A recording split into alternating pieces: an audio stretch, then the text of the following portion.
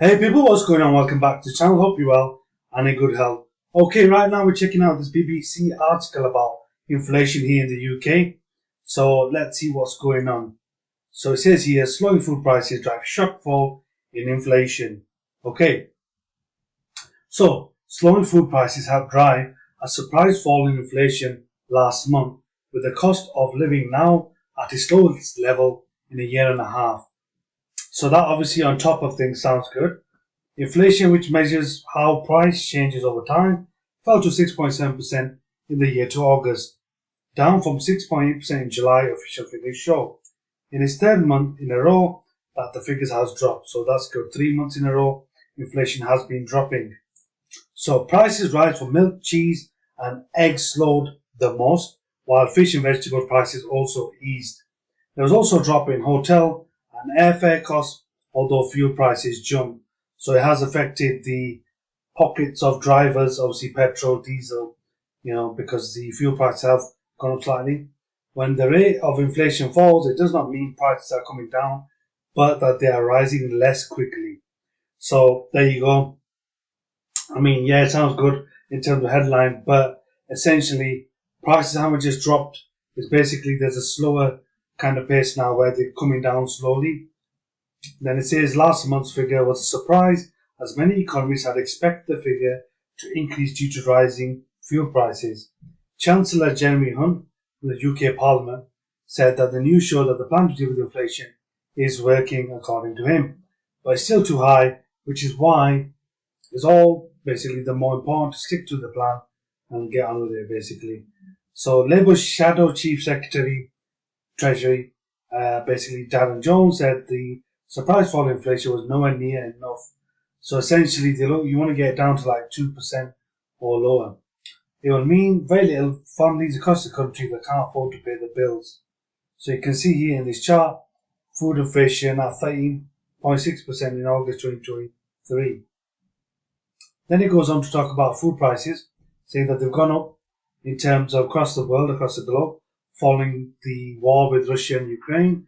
And obviously that's one of the factors that's affecting the pockets of people around the world, particularly at the supermarket tills and the shops, groceries and so on, and energy as well, of course.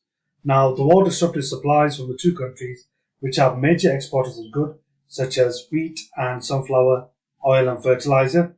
But the rate of food inflation, while still very high and in double digits, has been slowing in recent months. Price rises for food and non-alcoholic drinks eased to 13.6% in the year to August, down from 14.9% in July, according to the ONS, that's the Office for National Statistics.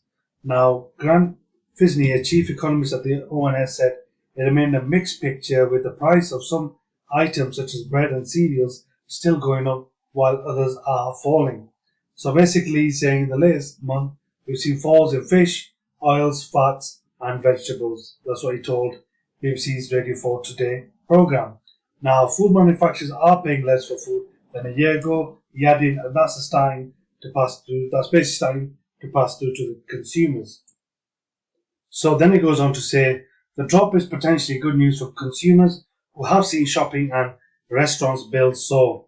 Nick Collins runs Lounges PLC, which owns cafes, bars, restaurants and roadside diners.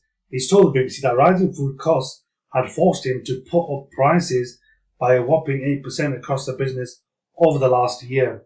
Just under 10% is quite a lot in terms of, charges that they're putting on their products. It's normal years we'd increase our prices by around 1.5 or 2%, he said.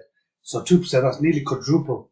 However, Mr. Collins said he had been absolutely no shift in customer behaviour and people were not tightening their belts. It's the way you see a few people out at the start of the week. Now you see less spending as you approach payday. We haven't seen any of that yet. And then it says, what does this mean for interest rates? So going back a few years, since December 2021, the Bank of England has put up interest rates 14 times in a row to try and curb rising prices. But these latest figures raise questions over whether the bank will increase them again at its next meeting on Thursday, which is basically, in a couple of days' time. While inflation remains high and well above target, it's now fallen for 3 months consecutively.